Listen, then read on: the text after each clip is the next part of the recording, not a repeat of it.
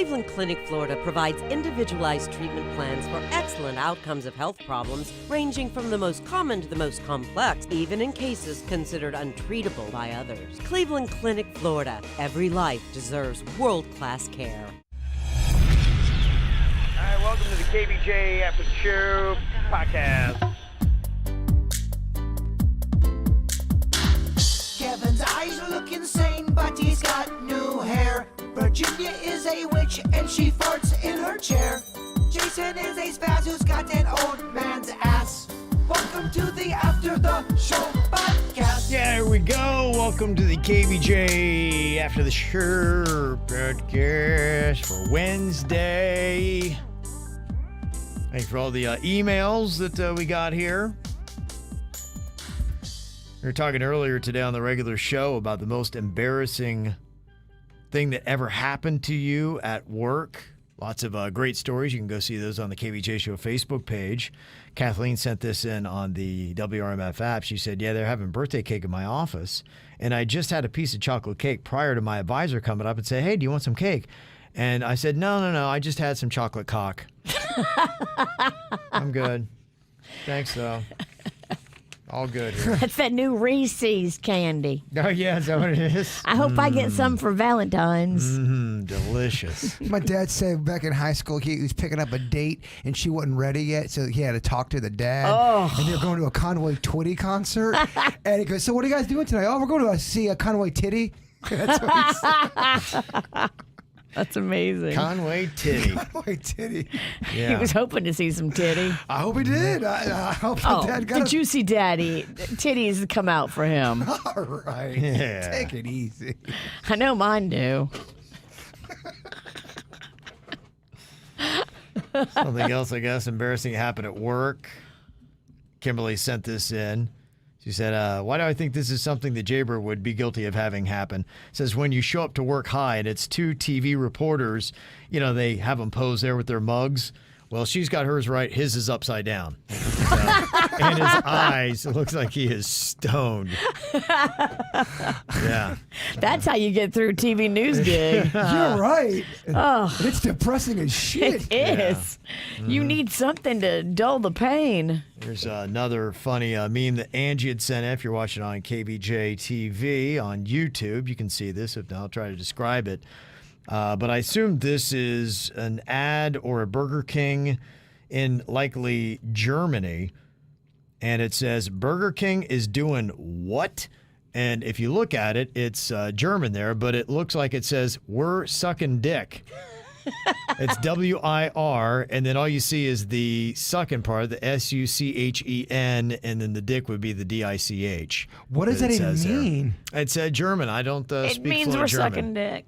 Yeah. They say your way, have it your way at Burger King. I mean, most guys, if they could have it their way, they would get a little dick suck with their Whopper. Do you think that would be a popular business, a drive-through blowjob center? Yes. Yeah, I think a lot of people would go. In fact, it'd probably get shut down pretty quick by the law. But I'm saying if it was lawful, would a blowjob fast food? Yeah, I think it would do yeah, I think well. it would. I do. It translates to, we are looking for you. So if you want to remember a phrase in German, just remember, we're sucking dick if you want to say, we are looking for you. That's how we would say it. But what if you say it to a German guy that speaks English? Well, that's just the fun of it, right? You just don't know. Flip a And he coin. takes out his dick and makes you suck it. Mm-hmm. That could be tough. Watch what you say. Why does he have to make you suck? That's so aggressive. That sounds... I mean, you're not gay by nature. No, but you're the one asking him, and then he brings it out. I don't know if he's making you. Oh, he's making you. You asked He's him. German. He's larger than you. You're sucking it. Just quite a scenario you have in your head. I know, right? She does. Like, he's got his lederhosen and a big old He schnitzel. does. He's holding one of those steins of beer. Yeah, podcast he's got a is- bratwurst. Sorry, start off a little weird. Every time you try to come up from air, he hits you in the head with the stein. My.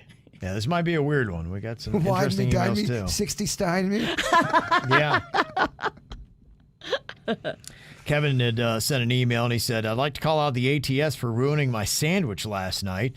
I decided to have a bomb-ass ham sandwich, and I pulled all the stuff out of the fridge. I lathered up the bread real nice and some mayo, and then I went to add the mustard. As I went to squeeze it out, the mustard pre-cum shot out, pulled up on my bread, and all I could think about was you guys talking about the mustard pre-cum that'll come out if you don't shake it up. It's a real thing. Yeah, and made me almost wreck laughing the other day, but now it ruined my sandwich in reality. Well, let it be a cautionary tale. I don't ever grab mustard without shaking that baby, get a little squirt out because the pre-cum, and then you got to go full on mustard. But it's a process. And now you've learned your lesson. Mm-hmm. There you go. The ketchup pre-cum can be pretty gnarly too. This is gross. Said thank you to the ATS for warping my mind and never being able to use mustard the same way in the future. You do look at mustard a little differently. Mm-hmm. Yeah. Got a couple of emails here about our conversation on faking the orgasms yesterday. It was about a 50-50 vote from the ladies. 51, I think, for 49% against ever faking them. So that was interesting to see what that is. But this one email says, you guys were talking about women who fake orgasms, and I'm currently in my first relationship. I've been with my boyfriend for 8 years, and I have faked every single orgasm. Wow. Dang, let's get into it. It's not something I'm proud of, and I've never shared this info with anybody else. It wasn't until recently when I was out to dinner with my girlfriends and the topic came up. I'd always thought that all women faked it. Well, it turns out that they don't. Whoops. At this point, I'm in too deep, and it would be weird for me to confess to 8 years of faking it. Oh, And perhaps that's the God. problem. You're in too deep. I feel like a horrible person because he's just not someone who can get me there. Okay, so here's we have a lot to unpack here because this is not the end of days. The fact that you didn't even know that women have real orgasms, that shows me there's a lot we need to learn here. Mm-hmm. And you and your husband can't achieve orgasm possibly. He doesn't know he's not giving you orgasms, and you may not even know how to achieve an orgasm. You may have to go do a little solo time and explore and seeing what gets you off, because you might be, and I'm not at all trying to make you feel bad, you might be doing sex wrong. You know, you might have to explore what you like. Masturbation's a good way of exploring that. Okay. Well, she said, I do love him anyways, despite that. I just legitimately thought that all girls faked it. No. If I brought up the subject to him, what would I even say? I think you're honest, and I think you lead with kindness. And and come with the attitude of you want to She's trying. Come with the attitude. you want to learn and you want to get better. Make it more of an adventure than a to-do. Don't make it. No one needs to feel bad about this. We can make this into a fun thing. Okay. Let's try this. Friday night, we'll try this out. Saturday night, we'll put it there. There's all kinds of things you can do, but you both got to get excited for it as if you're going to Disney World. But this could be a good thing for your marriage. I don't know. I think you don't tell him you lied, but tell him you want to try new stuff. Take his ass to the adult video warehouse and you guys walk around and like look at stuff for Valentine's Day and say, hey babe, I want to try some new stuff. Nah, I think Virginia's wrong. I think you need to be 100% honest. And I think 8 years? Well, You're going because- to rock this dude's world. I think you have to. I think you need to be honest. The only way to fix this problem is to be honest. He's not going to understand what the hell's going on. You don't know that. It's all going to be on the approach. Honestly, if she's listening to this, I think this could be potentially a great, awesome thing for your marriage.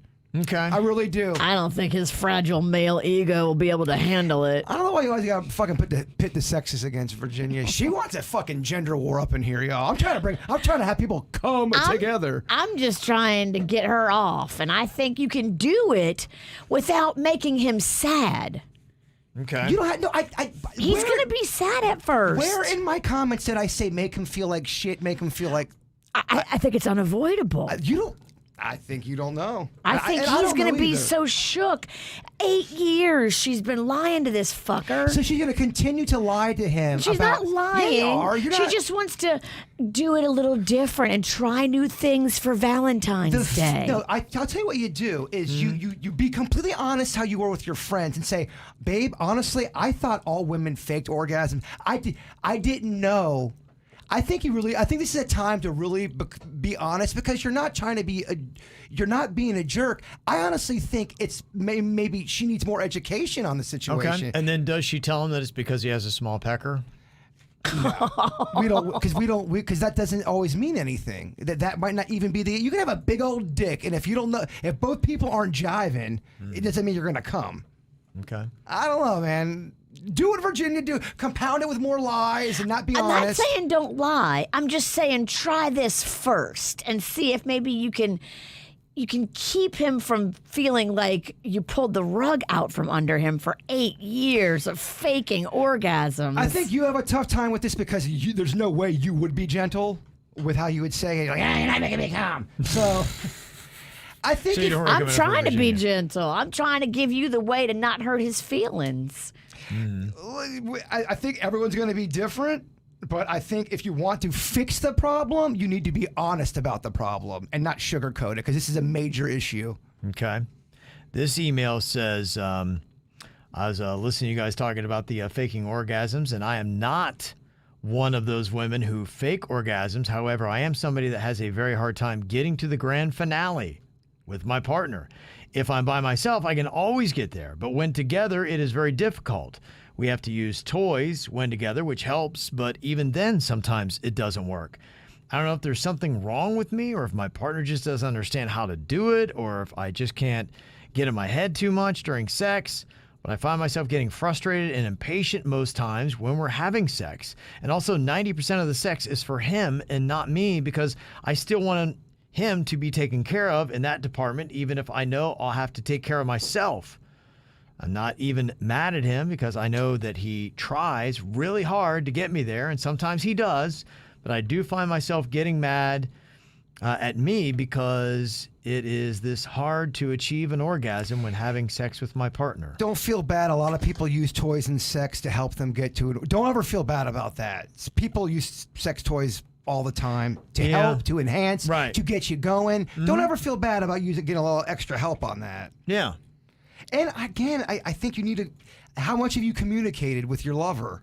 I think you got. I think when it comes to all that stuff, everyone's set so differently, and to make someone come, not everyone's a 1, 2, 3 make me come.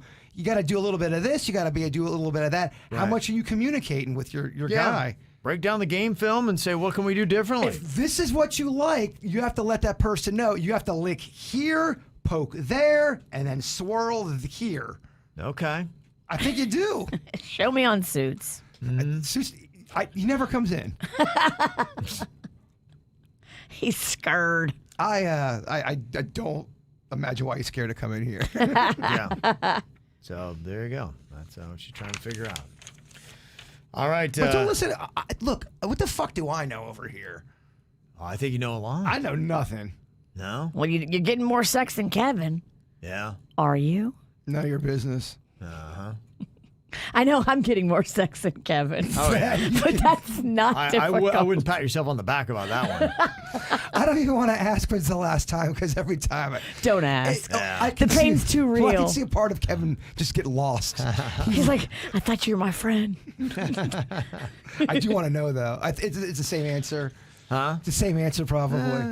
I hear you. Yeah. Like the topic gets old. It's February, but it gets old to you. I understand that feeling, Kevin. I do. Yeah. Let me see here. A couple other emails that we got. Sandy said, I heard you talking about the Younger Older with Jason Bateman, and you remember watching him as a kid on Hogan's Family. And that was an odd show because it was Valerie Harper, I think was her name, and it was called Valerie was the name of the show. I think she had been on Mary Tyler Moore, and then they gave her her own show, and I think she was such a pain in the ass. They fired her, and they kept everybody else, because I remember her husband from the show had been on Days of Our Lives, and I knew him from there, so my mom watched that soap opera. And so they just kept him, and then they brought in the family, and they focused on them. And it was, you know what? It reminded me a lot of what they had done with, what was the comedian? They just named it the Connors. Roseanne. Oh, yeah. It was, and I wonder if Roseanne looked at what they did with the Hogan family. It used to be called Valerie, and they made the Hogan family, and hers used to be Roseanne, and they just called it the Connors. Yeah, I think with that Valerie family, I think they had a weird storyline where there was a fire and Valerie died. I think it was, yeah. They killed her off They in the show. killed her because she was such a bitch to work with. I think that's what it was. Damn. Yeah. They didn't like working with her. I wonder, Yeah. when you leave, you're like, damn.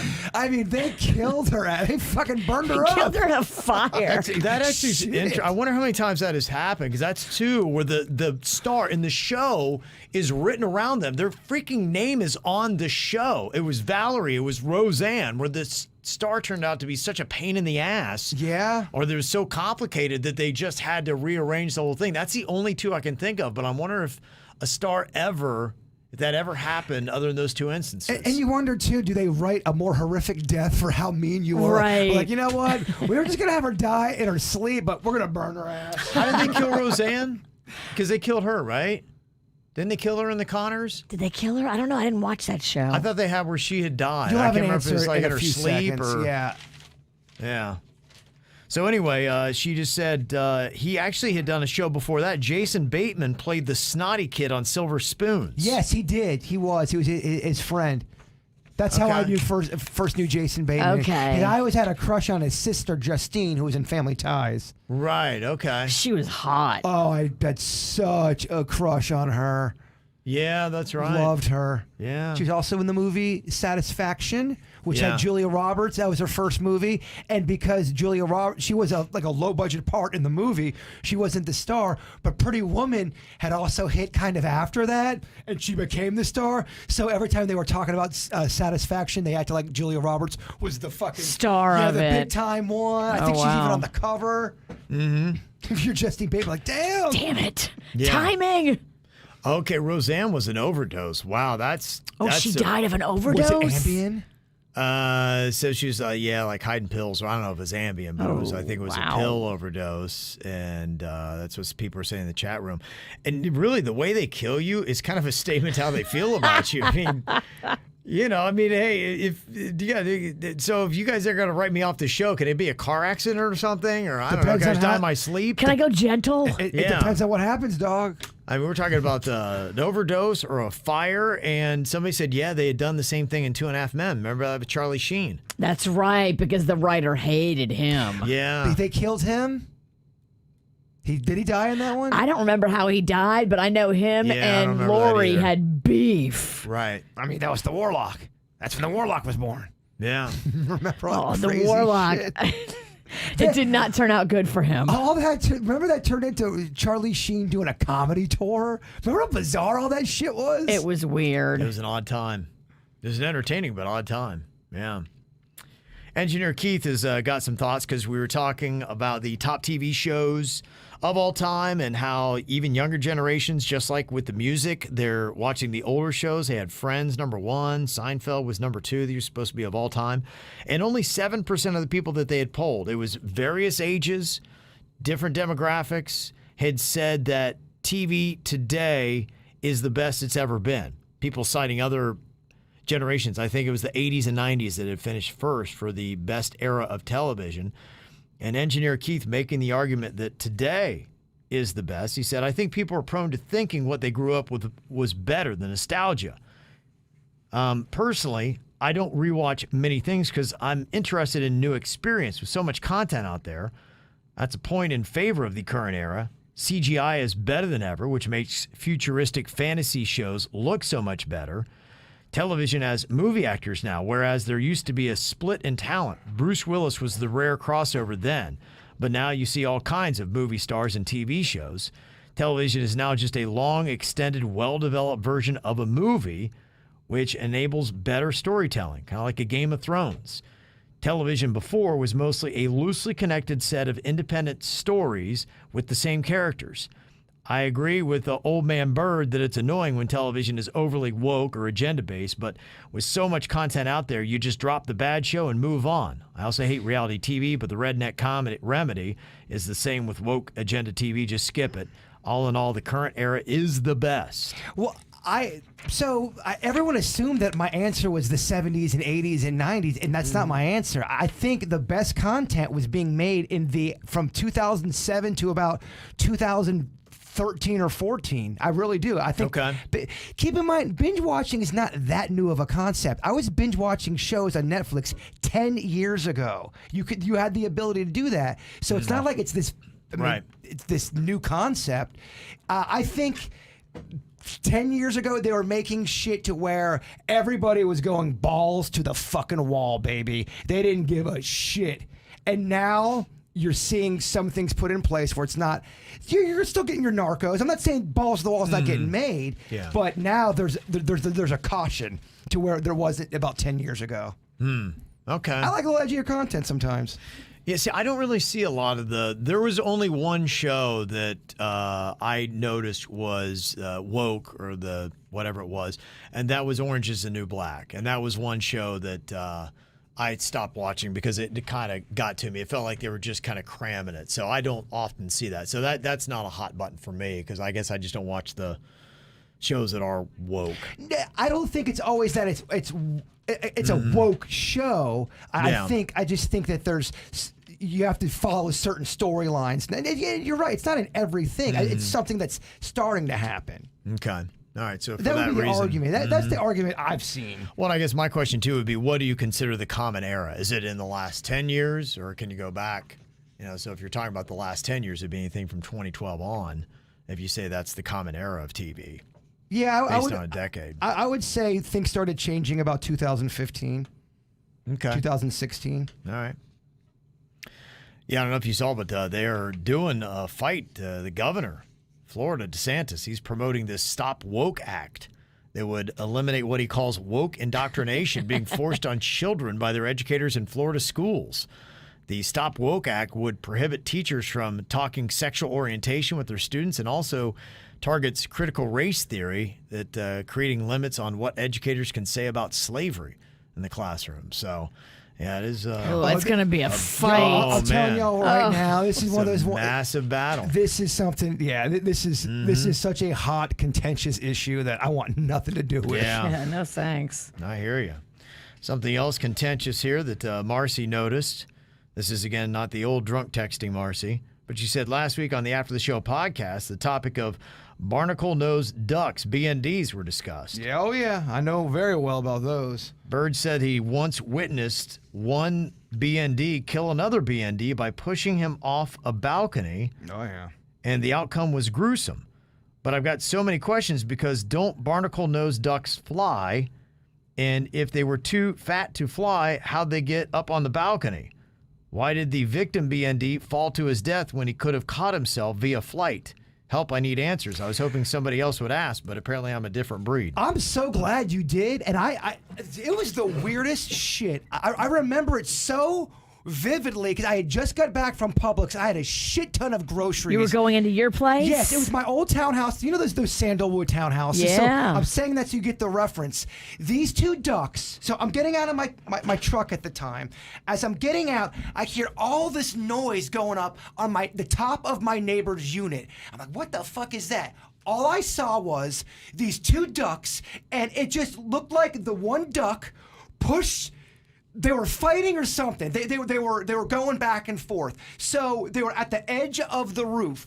The one duck gets pushed off, and because it was such a quick flight down from the roof, there is a railing there for your little patio when you walk out there on the top story. It fell off of the roof, and this is graphic, so I apologize. It was such a quick fall. It fell, and it hit its neck on the bar. Damn. And it goes, rah, and then you just hear a big thud on the ground, and you heard nothing else. So it pushed it off, it hit the neck on the bar. Did it get up? Did you? No, it was dead. I think it was dead. Damn. You saw it just laying there after that? Yeah, I don't want to go into too many graphics, but I had a great seat, a great view of it hitting its neck, and it was horrific. Wow. I don't know what the squabble was about. Maybe the one owed him a few bucks. I don't know. I wonder, do they have mafia in duck world? I told you about how I saw those ducks having sex, and it was nothing about lovemaking or sex. It was horrific. Me and Denny's thought there was a fucking Golden Corral brawl outside of our apartment unit. Yeah, I think they have corkscrew-shaped penises, and it's not comfortable at all for the lady duck. I mean, we talk about faking the O. The lady ducks are never faking it. They're not hitting it. I have no idea how they got up on the roof. Yeah. Maybe they flew up there. I'm not lying. I wasn't high. And by the way, what kind of weed makes you see that kind of shit? Because if you got that kind of, Bring it over. Bring it over. Because it was horrific. Yeah. So I'm glad you asked that. Man, that story takes a lot out of me. Yeah. It's very emotional. Yeah, you put a lot into it. I appreciate that. That's one of those things where you sit back down at your house and go, oh, man, I need a drink. I didn't like the way it looked. I can't handle this duck murder. Same time with Denny's cat. Killed that beautiful bird. Yep. I remember when you were all upset about that. I'm chilling out in the patio. The talking cat's a murderer. The bird perched. It was beautiful. God was throwing a sunbeam down on Denny's fence. This bird perched, and as soon as it perched, Denny's cat decapitated it. Damn. Yeah, they don't play. Sandalwood was hard, y'all, for animals. Yeah. Squirrels. It's hard for birds, too. What? Yeah.